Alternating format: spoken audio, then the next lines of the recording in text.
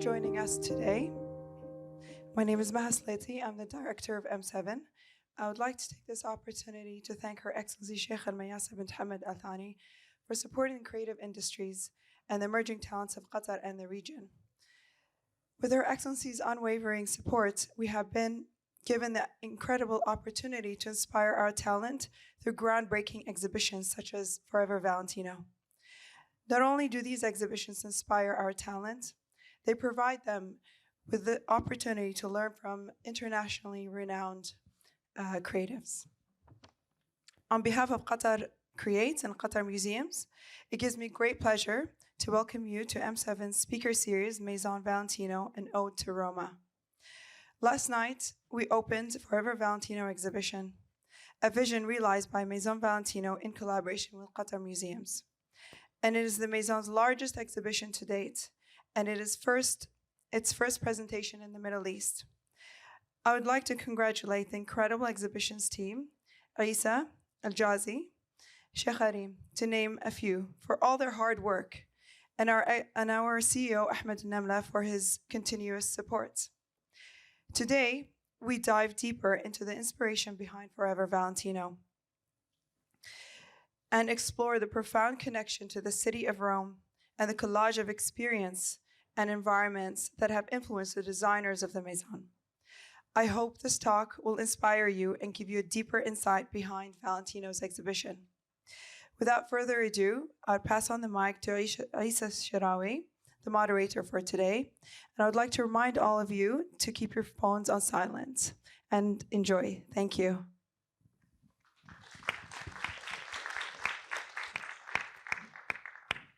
Thank you, Maha, for the wonderful introduction, and welcome everyone to our first public event for the exhibition Forever Valentino.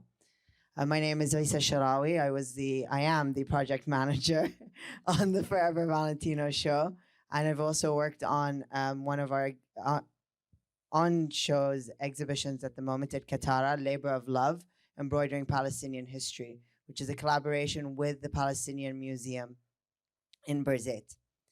Today, I'd like to begin by introducing some of our speakers. Here to my left is Mr. Pierpaolo Piccioli, the creative director of Maison Valentino since 2016, who has worked on resignifying the iconic codes of the Maison, leveraging its unrivaled brand heritage in the contemporary world. Next to him is Sheikha Reem Thani, Deputy CEO of Exhibitions and of Public Art and the Director of Central Exhibitions at Qatar Museums. Her role is to bring world-class programming to Qatar and introduce Qatar's culture and emerging art scene to the world. She's also a multidisciplinary designer who works on activating space through a human approach to design.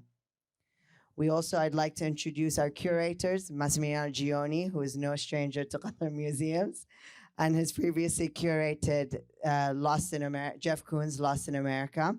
He's an Italian curator and contemporary art critic based in New York City and is the Edlis Neeson Artistic Director at the New Museum in New York. Lastly, but not least, is Alexander Fieuri, a fashion journalist, author, and critic. He is a fashion director of Another Magazine and the men's critic of the Financial Times. Welcome all. Maha had previously spoke about a little bit about the exhibition, but I'd like to just highlight a few of its important tenets, which is that the exhibition itself has over more than 250 dresses, 96 accessories, and is accompanied by a wide variety of sound and video and archive images. Forever Valentino showcases over 6 decades of design and inspiration and can be understood as a vast panoramic view of the history of the Maison. As known, it's the largest exhibition to date, and it's the first ever presentation in the Middle East. Located at M7, it provides the visitor with an immersive scenography evoking Rome, the Eternal City, which has been Valentino's home since its foundation in 1959. It is a conversation between past and present, an exploration of a legacy and an anticipation of a future. It is a perspective and not a retrospective. There will be time for some questions at the end, so please jot them down, save them, and we'll open the floor up later. On that note, I think it's important to acknowledge that Maison Valentino is no stranger to exhibitions. In fact, it has used this as a means of celebrating important milestones for the brand across its 30th, 45th, 50th anniversaries, and of various sizes and across different locations. I think a good point to maybe warm up would be, what was the starting point for developing this exhibition? It's an open conversation. Any one of you can pick it up.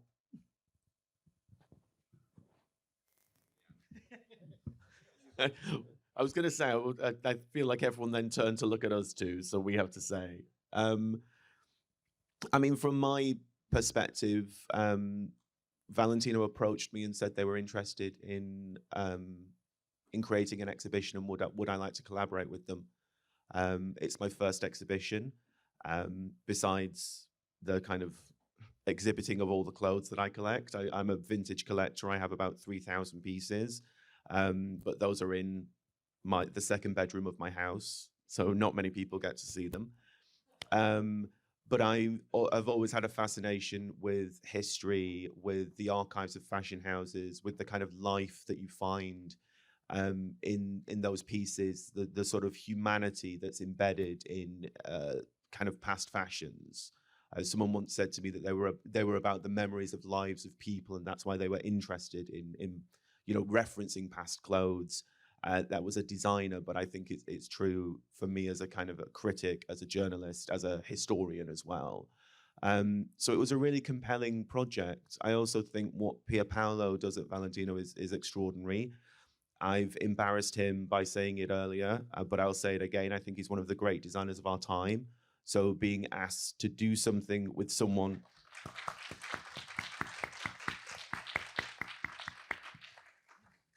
Thank you.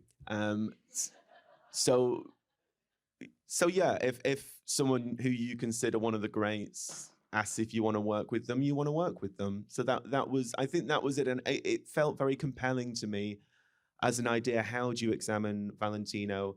How do you look at 60 years of a house and make it all feel relevant and contemporary and alive and exciting for new generations? And how do you bring it out of its context, or and what we've ended up doing is bringing it with its context into a new environment. So I think all of those kind of challenges and sort of potential excitements were there at the very kind of genesis of the idea.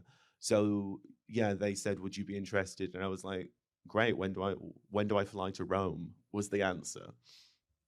And I know at the same time I think they'd approached you as well, Massimiliano. So I'm not sure about what your story was, because obviously this is your first fashion exhibition. Yeah, so this is my first only fashion show, and it was obviously an honor and quite a surprise when I was approached. And I always think that, if in the course of a project I'm learning, that results in an exhibition, that it's better for the public themselves, because they come and have a similar sense of discovery and learning to what I had. I mean, also, when somebody asks you to do a show in Doha, in Qatar, having done Jeff Koons and Takashi Murakami, I know people don't really kid around here, you know that, and you have seen it if you've gone to the Olafur Eliasson project, or the Richard Serra. There is a commitment to, as corny as it might sound, to realize dreams and visions of artists that here is pushed to such a level of excellence that when you get this invitation, that you really are given an opportunity to try out something exceptional. And as I've been saying many times these days, I'm sure Alex and Pierpaolo are now bored by it, but Doha is quite special because you have all the audience that counts. You have also a very international and cosmopolitan place. You are literally at the crossroads between East and West, in a place that maybe is similar to what Rome used to be millennials ago in terms of strategic power and influence. But you also have less direct pressure. It's this strange place of experimentation where you can try out different things, and I think it shows, because again the exhibition is because it's my first, I can be objective about it. It's pretty good. I'm gonna say from the back of house perspective of what happened to bring this show here. There was an ongoing show. We really knew that we wanted to have a Valentino show here in Doha. It's a beloved brand. Its connection to Doha is very important. We knew we wanted to have it during the World Cup as well, and to really represent it in the best way possible. That collaboration didn't go as we wanted it to go. However, after approaching both Massimiliano and Alex on coming here and actually working on this show to be a representative and with a really good understanding of our audiences, so through Massimiliano's work with us on other shows, it came out spectacular and exactly what we were looking for. My first will when we were, can you hear me? Yeah, okay. My first will when we started to work on this exhibition, which is the very first exhibition of the whole work of Valentino, was to get the idea of the past relevant as something relevant for the present and not related to something dusty and beautiful. So I wanted I asked Massimiliano and Alex to work on an intimate idea of Palazzo Mignanelli. I wanted to get what Valentino is. So a couture house, a Roman couture house, which is a characteristic that make Valentino very unique and special. And yes, I wanted to embrace the idea of the work of Mr. Valentino, which I love, but not giving it a sense of nostalgia, giving an idea of something that is part of the present in order to build a better future. So that's the way we started working and trying to get in the sense of intimacy we live every day in Roma. The characteristic of Roma, which is very pictured, I would say, in the exhibition, and the work of Mr. Valentino himself, but not in a chronological order, not like a celebration of the past, the glamorous past, but as something that is very relevant today.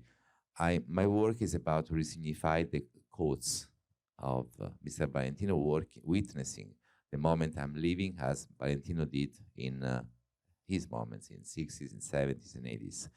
Of course, the world is changing and I'm witnessing my world, which is completely different.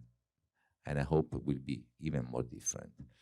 But yes, the will was to get that past and take away the sense of history, just getting the beauty and the same spirit. But maybe Massimiliano can explain more about the path we did together. I asked Massimiliano and Alex to be part of this project because my point of view was very internal and involved. So me and my team were very, into the project. But Massimiliano, with his scientific point of view, and Alex with his passionate point of view, I think could give a different perspective on something that has to be not a retrospective, but a point of view, a perspective on Valentino world. Absolutely. Thank you, Pierpaolo, for these words. And I think you touch on a few points in the exhibition. We see that Rome has been abstracted in the exhibition in various moments. We see it in the gasometer Colosseum rooms. We see it in the Roman conversations. We see it in various ways with the recreation of the Igor Mitarai sculpture in the courtyard. And I think one of the central tenets, and Massimiliano, maybe you can speak more to this, was the idea of the capriccio and this melding of the fantasy and the reality, which is in a way what we've seen happening with the exhibition as well. Yeah, so that is, I think the relationship with Rome was in a sense, not the most difficult, but it was the one around which we discussed a lot, and Pierpaolo, was very clear in giving us directions onto which to move. You could do a similar show by being very literal about, having sort of an illustrative quality using like blown up photography and so on. And actually, we frankly started playing around also with those ideas. And Pierpaolo wanted to make it much more abstract in such a way. In these days, he's also saying metaphysical, which I understand in a kind of Giorgio de Chirico sense, that it's more a mental landscape than an illustration. And the point was that once you have an illustration, it gets tacky, it gets kitsch, it becomes the kind of touristy image. And instead, Pierpaolo always insisted, as he did with the show just now in July, that Rome is the beauty of it and its fragility and complexity is that it's lived in. It's not the simple reproduction. And so he encouraged us to streamline the details to make them more abstract, more mental. And that's also when we stumbled upon this idea of the capriccio. And I also want to give a shout out to the architects and the whole production team, because they were really amazing. And the capriccio is this notion that develops in Baroque Rome and in Italy, which describes a type of painting that artists like Canaletto and Piranesi, also Goya, even though Goya makes them much more hallucinated, they practice a form of painting in which different fragments of the cities are shown in the same picture. And in a sense, those were the images that people took away when they visited Rome, but they were mental images, and they were, in a sense, a collage of vistas. And that's what we replicated in this exhibition. And that allows to go from, the kind of landscape to the very intimate and personal spaces of Palazzo Mignanelli that maybe Pierpaolo can tell you a bit more about. I think that Roma has a sort of effortless beauty, which is very peculiar. And I think the room of the gasometer and the Colosseum explains very well the balance between Roma, because Colosseum is a symbol of the imperial Roma, the beauty of the past. But gasometer represents the symbol of neorealism, of Pasolini, of a new kind of Roma, suburban. And I feel that the beauty of Roma lies in that tension between the many contradictions, which is what I love from Roma, actually. I love in life the idea of balances between different layers. When you walk in Roma, you can see the Baroque angels and the Pasolini architecture. You can see the Pagan Mitreus, or the Madonnas in the corner. And I think that in that balance lies the idea of that beauty, in the tolerance, in many layers living together and creating an harmony that comes even from dissonance notes, which is what we wanted to get. This idea that is, of course, is beauty, but it's also a philosophy of life, which is very Roman, and I think it's what we wanted to bring here and everywhere. This idea of tolerance, of many layers living together, even with tensions. And we wanted to get the idea of Palazzo not like a postcard of Palazzo, but the idea of the place where we live every day. So not the place of the glamour, the celebration, but the idea of our rooms, the rooms we live every day. So even the atelier or the office or the fittings room are places where you still feel the traces of humanity, the places of the people that live there every day. And because this is the story of Valentino, this is the story of all of us. This is what the exhibition is about. It's not just about clothes. It's about the care, the passion, the love we put every day into everything we do. And this exhibition is actually made with the same kind of passion, love by all of us. Thank you. I think we've touched on another point here that's quite interesting, is this recreation of these intimate spaces. And Alex, you mentioned that as an avid collector of some of these fashion pieces, what was it like working in and looking at these dresses up close? What was that process like for you? I've sometimes talked about us having kind of rooms in this exhibition that are our babies. So I think Massimiliano's baby is the Capriccio room. Pierpaolo's baby is the room with his cahiers, with his sketches and the sort of don't murder me for saying this, the greatest hits of kind of your tenure as solo creative director at Valentino. And my baby was the archive room, because I'm the sort of geek that gets really excited going into fashion archives and opening a drawer and seeing something incredible. And I sort of wanted to replicate that for the audience so they would be able to get the same sense of excitement. And we called the room archaeologies because it's this idea of being able to kind of dig and unearth these treasures. So whether that's opening a drawer, or equally, there are lots of kind of instances where a garment will be hidden, and as you turn around a corner, you will see that you will suddenly be kind of, it's a sudden revelation when you go around a corner.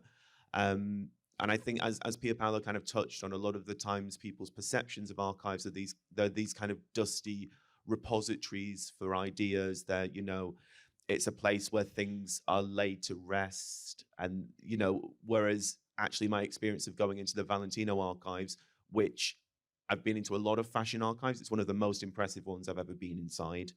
But it's such an alive place.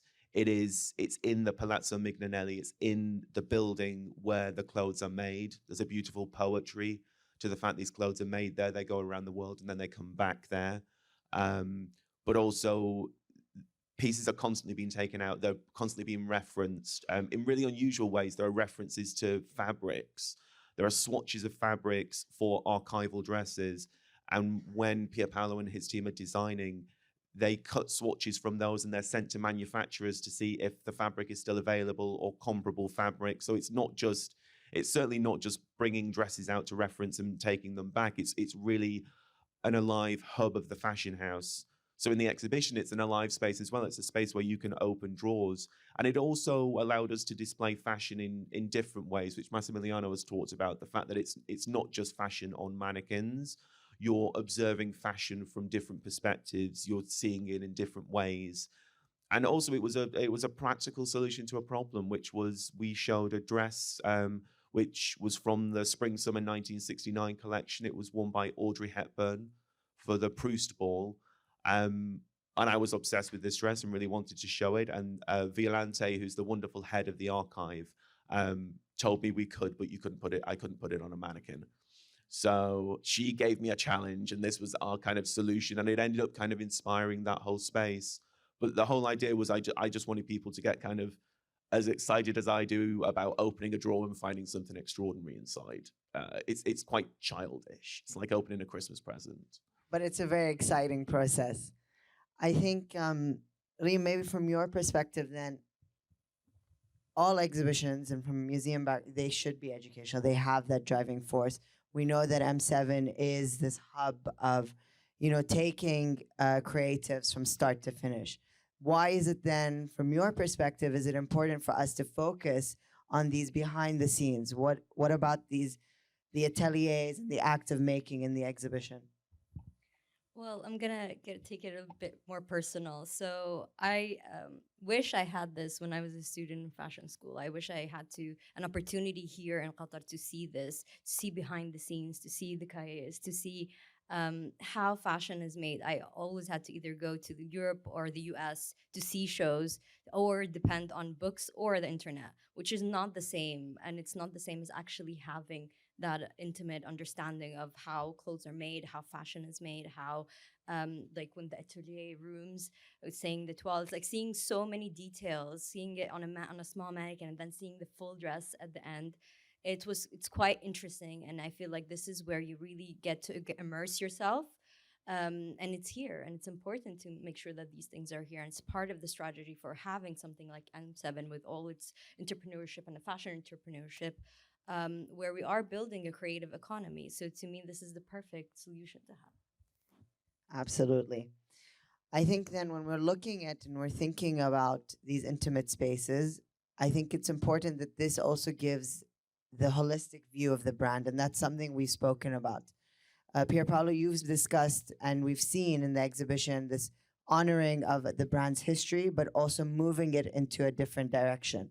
So how then does this exhibition honor that, and how does it also modernize it? How does it take it to the next level that we see perhaps the brand going?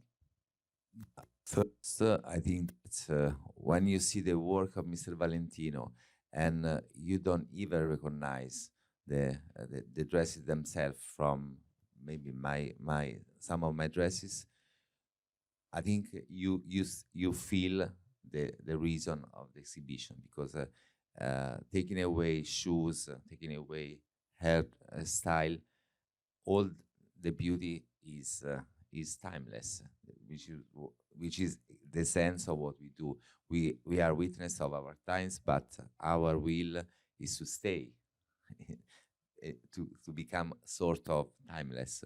So I think that when you enter in the courtyard and you feel all the red dresses, you don't really feel what is Valentino. There are 6 decades represented. There are many crafts represented, but at the end you just feel the spirit of the house with this sense of beauty, with the red, which is of course the color of the house. But you feel how the past can be relevant for the present. What does it mean? It means that you don't have nostalgia, you don't have I would say reverence for the past. You just love it. It's part of the present. It means that you embrace, you are aware of your identity, but in order to build a different future, I'm witnessing different times, as I was saying. I'm shifting the brand from idea of lifestyle to an idea of community, from people that maybe share the same surfaces to people that share values, which is completely different, even working on the same signs. And I hope that this is something that you will feel through the exhibition.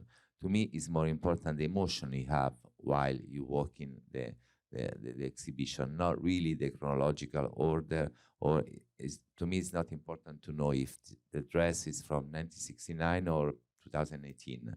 It's important that you feel the work that is behind it, what this work represents today, because the brand is relevant today. So I would say that all the past is part of the present in order to represent this moment. Thank you. I think we touched on a few things here where to pull out one was this idea of community, and that's also something, Reem, you had mentioned just before.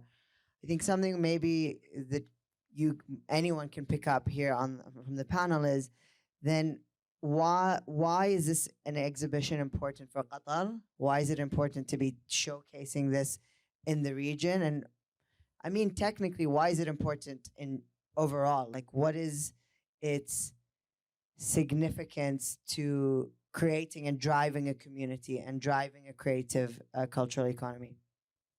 I'll pick that up. I'll pick that up, of course. So like I said, it's really important to make sure that we, as part of our strategy for M7 and QM, is to have fashion shows and that are exhibitions that really tell the stories of each brand in a significant way, in the way that it needs to be said, and not just because there's so many ways you can do exhibitions, but it's very important to bring them here to the Middle East.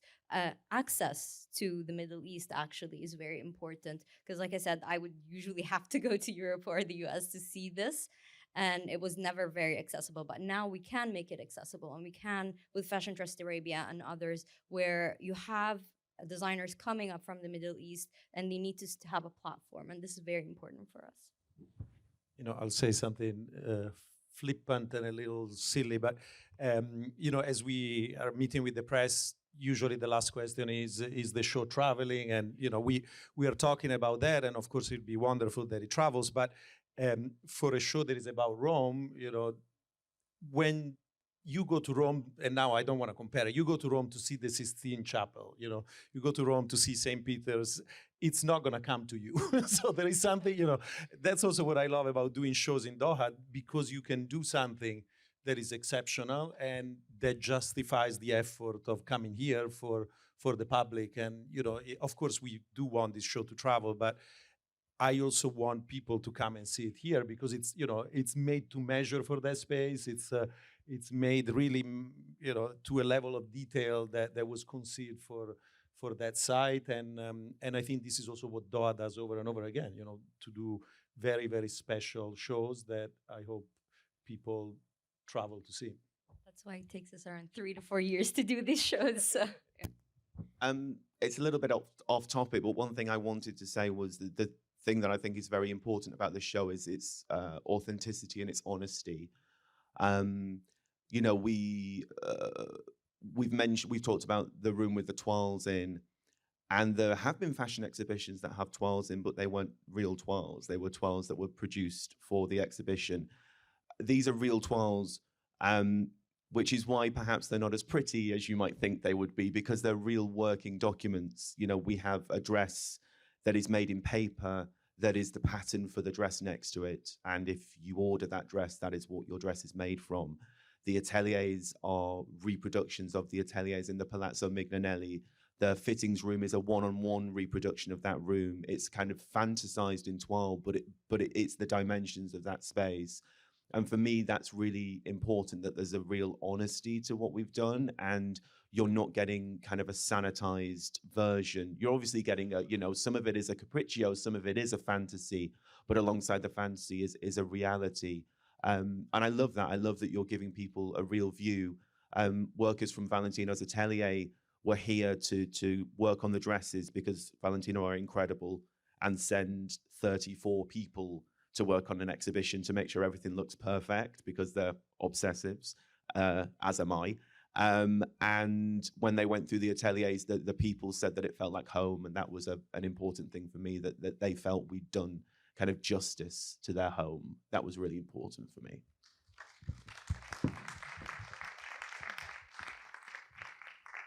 I think that's one of the things that is a thoroughfare throughout the exhibition, which is Pierpaolo, you spoke about the humanity. Alex, you now mentioned that we saw a team of 34 seamstresses and tailors come to Doha, feel like it's home.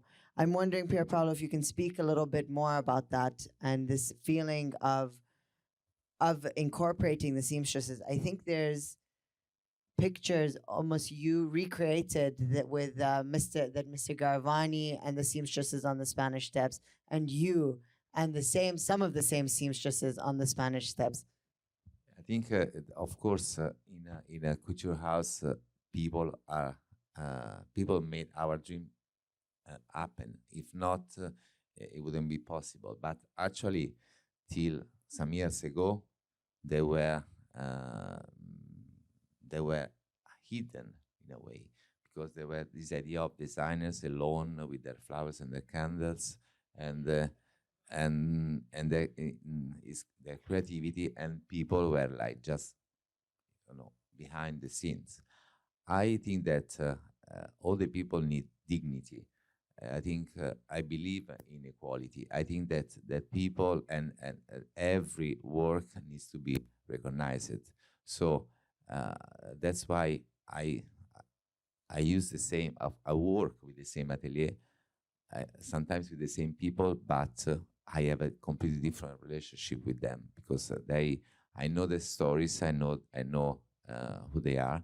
When you enter into the room of our say fitting room, our studio, the studio where I used to work every day, and where Mr. Valentino used to work, is the same place actually, but it's lived in a different way, and you see that from the mannequin there are two dresses. One is called Fiesta from 1959. The other one is called with the name of the seamstresses, because I really want to enlighten their work. I want to give them the value they deserve.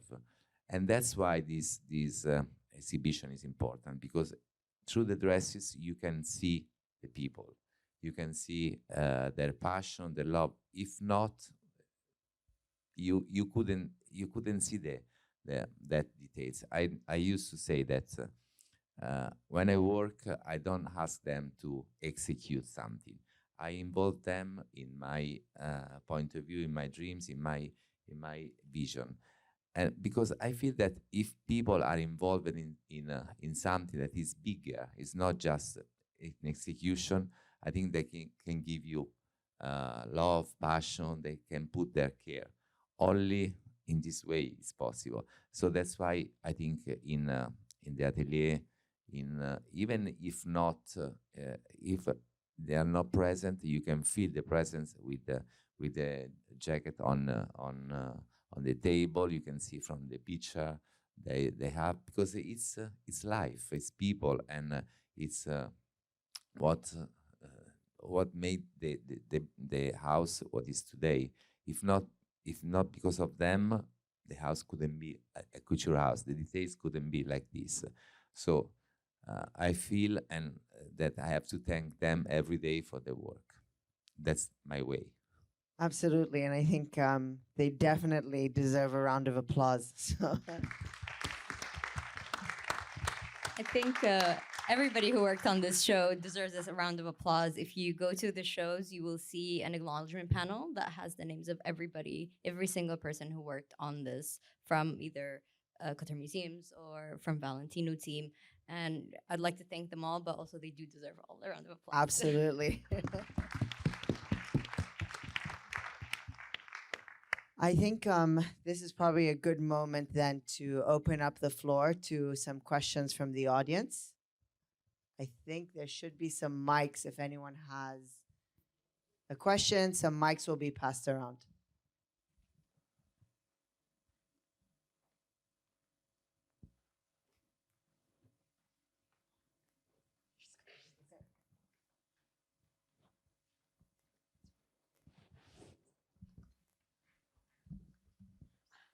Hi. Okay. Hi, my name is Yusuf. You speak a lot about the past and the present, and how you want to make the past part of the present.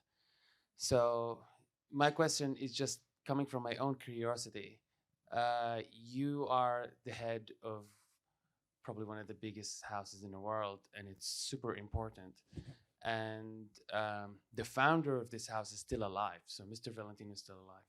Do you ever discuss with Mr. Valentino about his opinions about fashion today, or the direction of the fashion house, and what does he think of it? Because it's a big responsibility. Is that a discussion that you ever have with him? And do you ever get his opinion?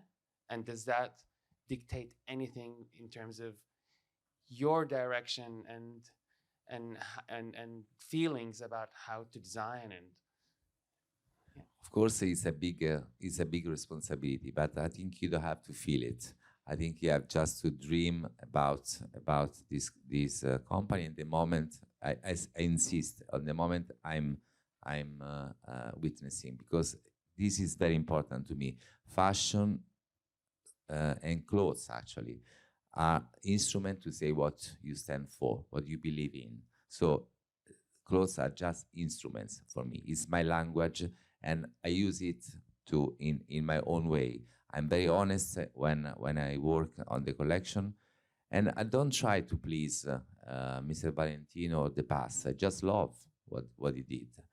With honestly and authentically, I love what he did, and I feel into my shoes, being the head of designer, the head of the house.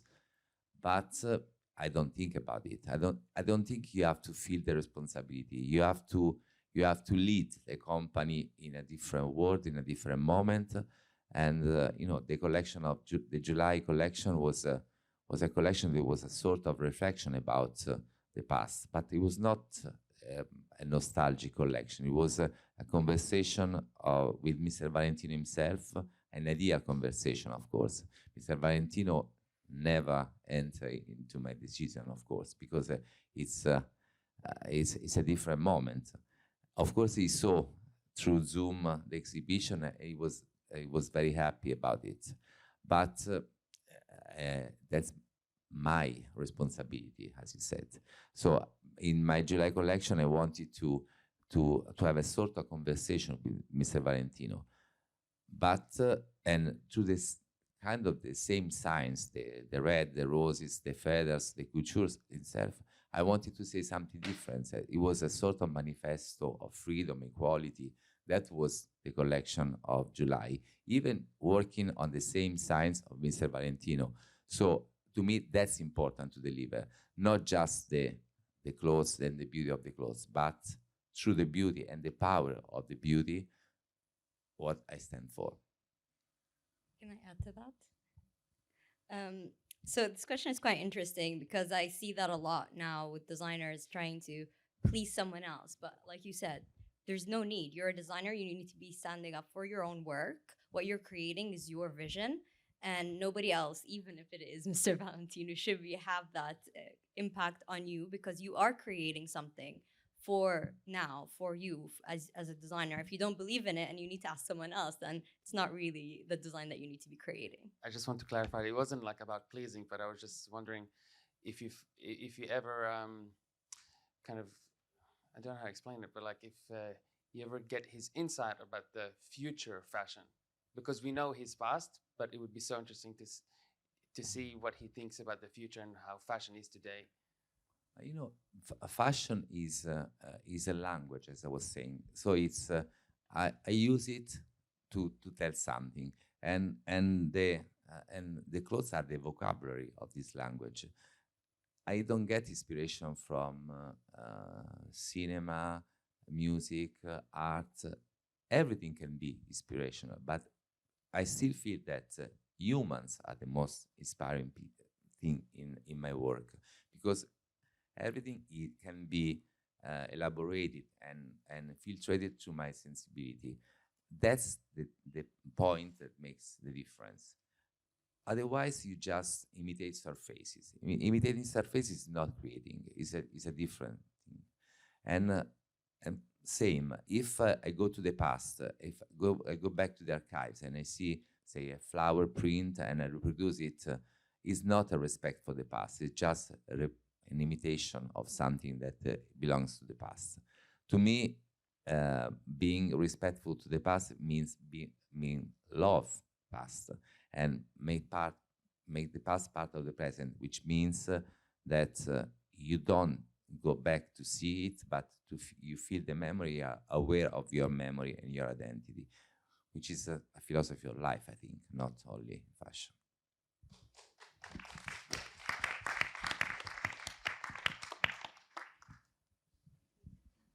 Hello. Hi, my name is Zaid. Also a question for you, Pierpaolo. What you were talking earlier about, working with your team and how obviously personal it is. My question is, do you ever, when you design something, obviously sketch or even starting to think about a piece or an outfit, do you, and obviously I'm sure in the team, you have specialists or tailors or dressmakers or handworkers, etc. But do you ever feel there's one specific person you want to give it to? Or is it usually very open to the team who does the piece, let's say? Actually, in my atelier, there are four different ateliers that each of them is very specific. So when me and my team draw, because I'm not a designer alone with flowers and candles, we draw thinking of even breaking the rules, because sometimes usually in the atelier you talk about heavy, light, leggero, pesante is about coat or chiffon, whatever. And I like maybe sometimes to give something that is thought as light to the coat hand, because it makes different. But that's me, because I love breaking the rules. Just it. So it's not. I don't like following the rules. I like to know it, to know them, but then breaking them.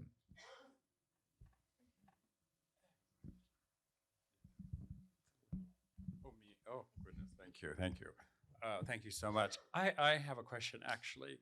So, of course, the Maison Valentino, it's all about family, correct?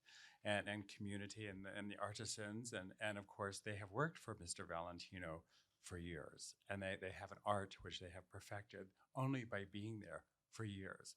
What were some of the challenges for you coming into a house like that and assuming the leadership role of this family of couturiers and seamstresses? Which was the biggest challenge. To me, the biggest challenge was to shift the brand from, as I said, from an idea of lifestyle, of the perfection of beauty, to an idea of imperfection, diversity, inclusivity, uniqueness, keeping the DNA of the house. So it wasn't easy. It wasn't like granted, because when you talk about an exclusive world of couture, usually you are in the world of lifestyle, of surfaces. As I was saying. So shifting that idea and embracing the diversity of the world today, and embracing what is the world today, and making the collection being a sort of manifesto of freedom, while keeping the values of couture, to me is the biggest challenge and the one I'm more proud of. Thank you. That row. It's a line of keen students. Hello. Thank you all for being here. It's a wonderful experience to have you guys. My name is Jenna Collado, and I am a media student from Northwestern University, and I have a passion for arts and design. And I wanted to ask Reem specifically, because you pointed out the struggle of not having enough resources here in Qatar and having to travel somewhere else. I wanted to ask about, having young people, young creatives like me, and getting them more involved in the process of having these exhibits, and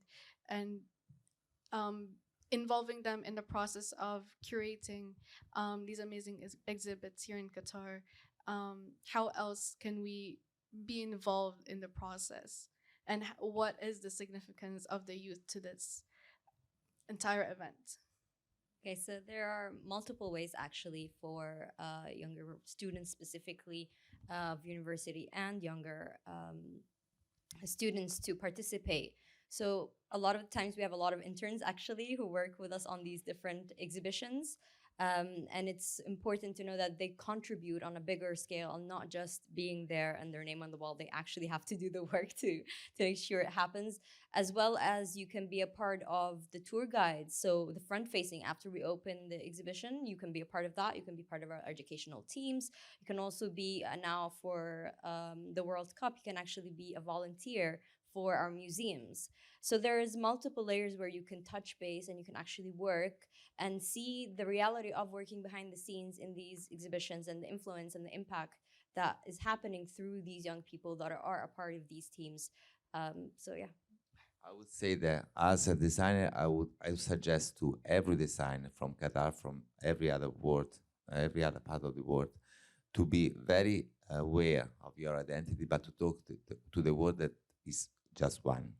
You don't have to think to a specific place in the world. I think it's important and it's relevant when you have something to say that is very personal, but can resonate universally. That's the only way. The girl that 2 days ago I was in Fashion Trust Arabia jury, and I feel that was this kid that was interesting because she was getting her own identity, but doing something that could be from everywhere, not actually could talk to everyone. I think if the world doesn't have boundaries of any type, so if you don't think like this, I think it's difficult to be creative today. I think in order to be creative, you have to think of the world as just one.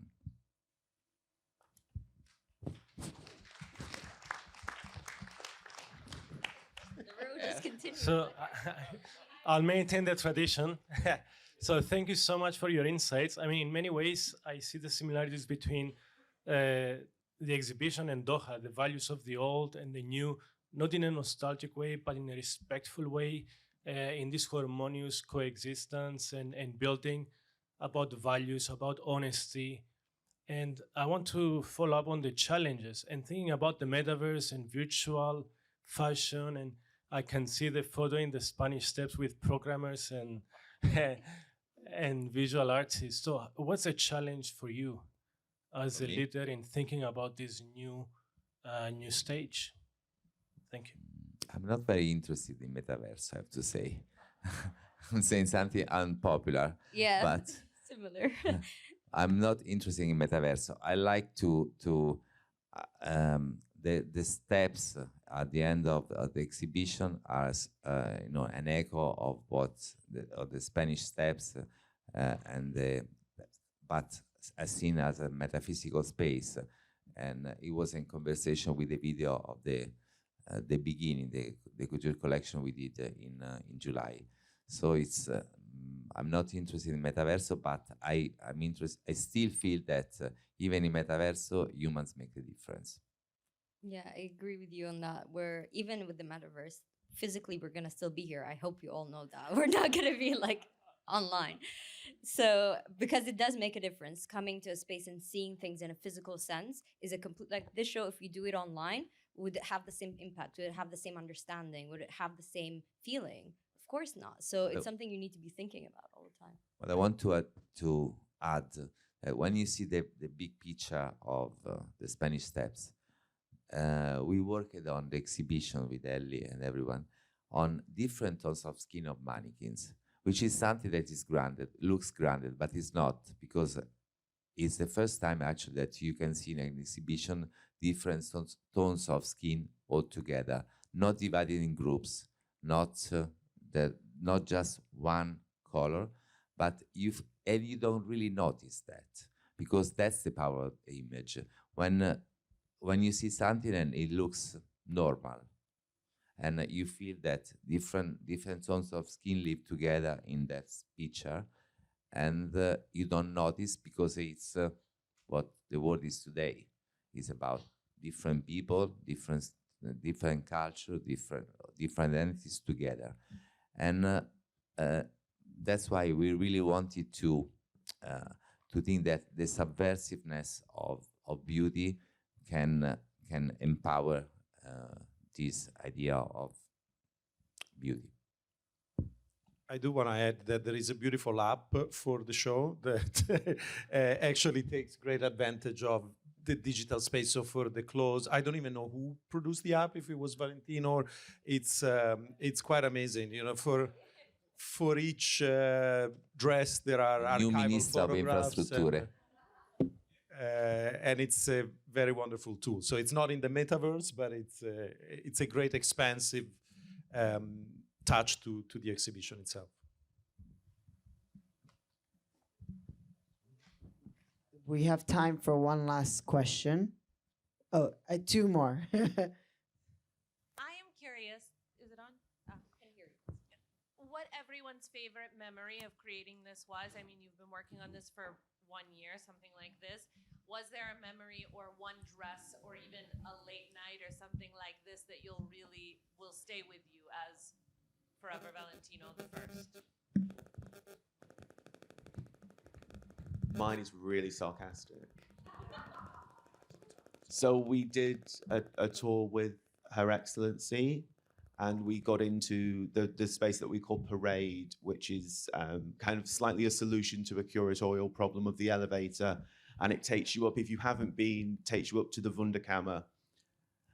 And I was obsessed with the Wunderkammer having a carpet. And the carpet took us a long time to get for various reasons. And the doors of the Wunderkammer opened. And I don't know if you've seen the space, there's this incredible installation, which was Massimiliano's idea, of the ceiling where you have Pierpaolo's hats installed and they're hanging down. And it's kind of like you're submerged and it's amazing. And everyone else looked up and went, wow. And I looked down and went, yes, because the carpet had been put down. So for me, it's these kind of granular minor details, and it was seeing just everything kind of come together and be dovetailed together perfectly. And that was something that's wonderful. The other interesting thing is, as I go through, I find new connections. I talk a lot about conversations between dresses, and now, because I try and be clever with everything I talk about, and now I'm seeing echoes of these conversations. So there's a dress by Pierpaolo from his first couture collection, which is a pleated white column. And the other day I realized that it's an echo of the dress that Mr. Valentino made for Elizabeth Taylor that she wore to the Spartacus premiere. And I mentioned that to Pierpaolo, and that wasn't intentional. But luckily, he could see what I was talking about. He could understand this. So it's kind of interesting that as a show, it actually kind of evolves, develops. There's things that I didn't see in it before. So I can even overanalyze this in the way that I overanalyze everything. So that's, you know, there's a lot of memories. I think there's been a lot of kind of memories and emotions. And I want to thank Ellie and Francesca and Sara and everyone from Valentino and everyone from Qatar Museums and everybody who's pulled this exhibition together, because it has been a true labor of love for all of us, I think. And everyone, yeah, red is the color of passion, and everyone has had incredible passion for this project, and it's been a total pleasure. So thank you all. I mean, lots of memories, and I think, as I said earlier, the teams that worked on it are quite incredible. I think on a personal level, the moment, the exchange obviously with Pierpaolo and Alex have been very rewarding. On a personal note, the visit by Mr. Giammetti, the co-founder, with Valentino on the phone, it was quite something, you know, and we were there. And of course, you know, I have never met Giammetti. These are, you know, characters that are larger than life. I was slightly terrified that he might not like it. And I was completely petrified. And I don't know, it was just a very, very special moment. And, you know, I also know by working with artists how much, you know, even the most cynical artist, when confronted with, you know, 50 years of his or her work, it's, you know, it's an unsettling experience. And it was great to see him being emotionally involved and touched and proud. And yeah, so that I think was a very special. And to have Pierpaolo there, and, you know, also, I don't know if I'm now sharing too much, Giammetti has a very interesting paternal vibe with you, you know, and that was also very special. I don't have any special memory. I actually, it was part of the, you know, the long, but to me, I think I will keep with me the relationship we had with Massimiliano, with Alex, knowing, with Ellie, with all of the people that have been involved in this story, because this became another journey. That's the thing. So made of different little episodes of changes, of redoing something, but this is what happens every day with every collection, with every journey, with everything. And if we put the passion, that's what we have. That's why we'll keep the passion we all put in this project, and that's why it came such full of love. You should actually. You have core memories for this show. I do, actually. I think one of the most ambitious rooms to see go up from behind the scenes was the Spanish Steps. It was completely done in a day. I mean, with 50 dresses. It went up, and we were all very happy to see it all in its Technicolor glory. And we took a step back, and we're like, I think we need to change some things. And then we left it, and we came back a few days later, and we spread it out a little. We created some breathing room on the steps. But with that, I think it's also one of my favorite rooms to witness visitors walk towards. Because the minute those curtains get pulled apart, there's that like gasp. There's this almost this relief. And it's really nice to see it all culminate in that way.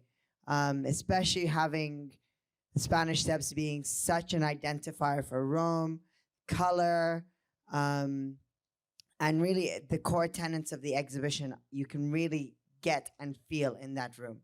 And I will keep Miranda as the first dog visiting the exhibition in Doha. Okay, dogs are not actually allowed, just for the public, for record, they are not actually allowed. However, she was allowed.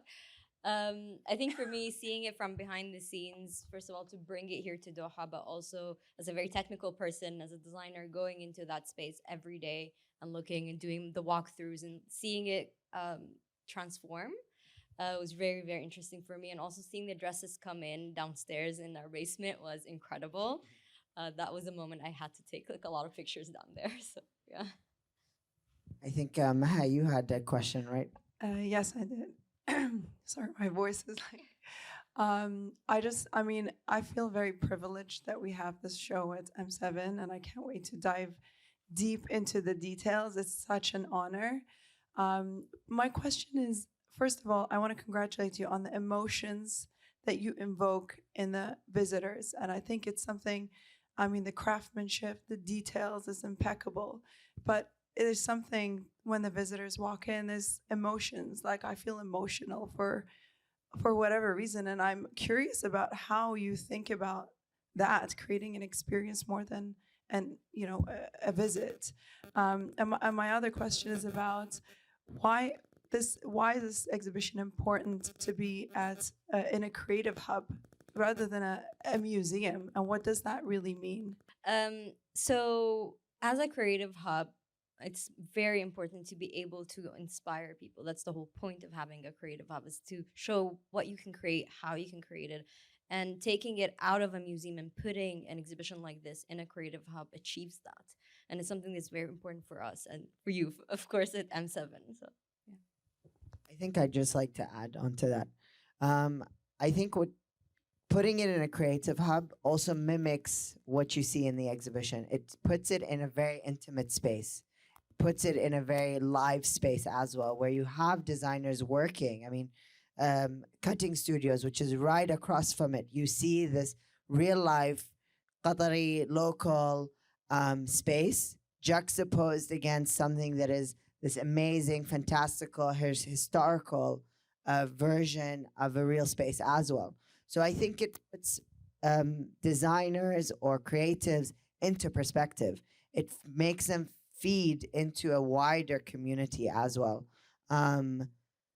That I think is important, and you've spoken at this as well. So, absolutely. Maybe now the first question.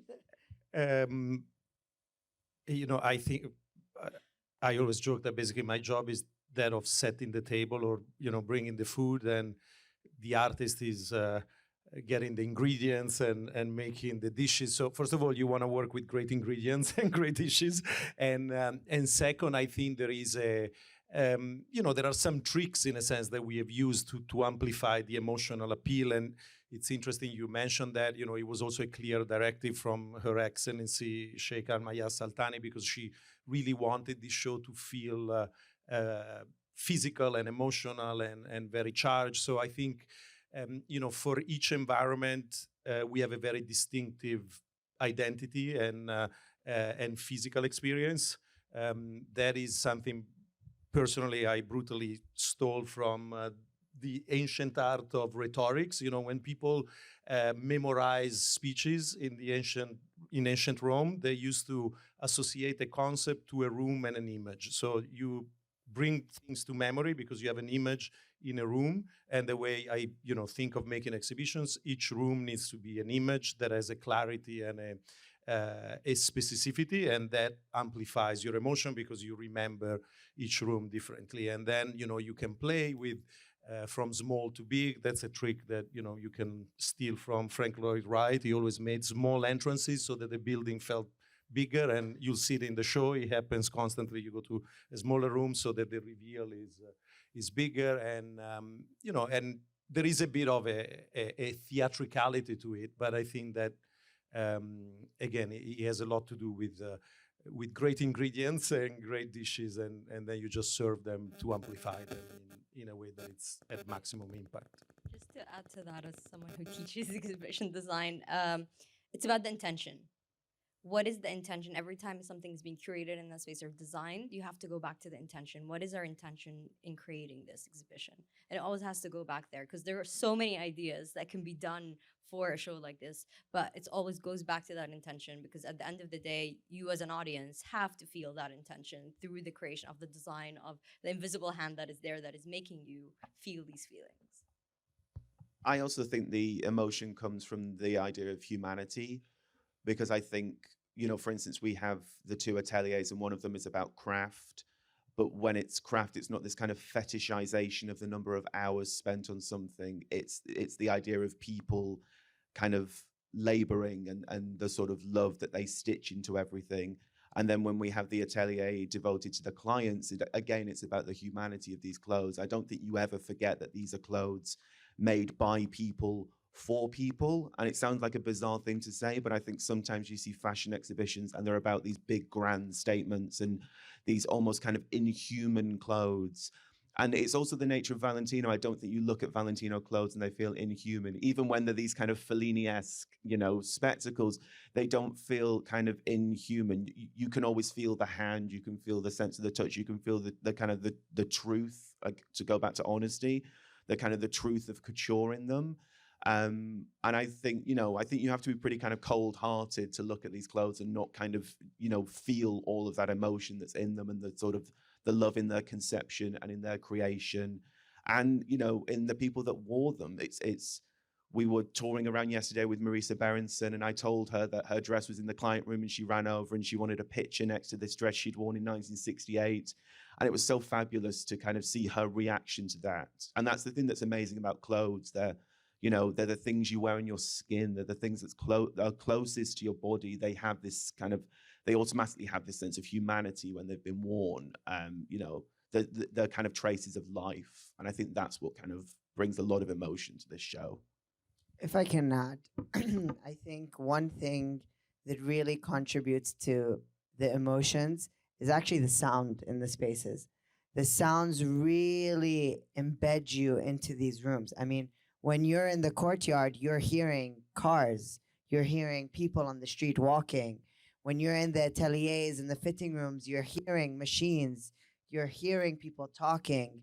And I think that's something that really embeds the visitor and locates them in these spaces in a much more intimate way. And not just, as I think we mentioned earlier throughout the conversation, in this like postcard, a blown up image of the space. Emotion is in the idea of the experience rather than just the representation of something, because the invitation is to enter and experience the world we live every day.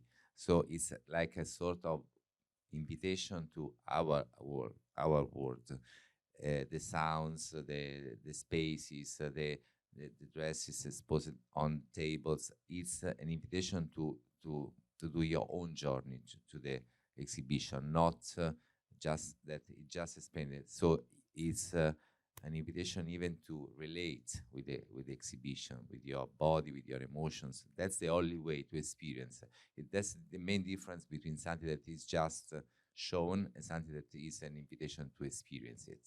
So that's what we wanted to do, to have a personal experience through this path, through our atelier, our history, and all what is Roman Couture House. Absolutely. Thank you.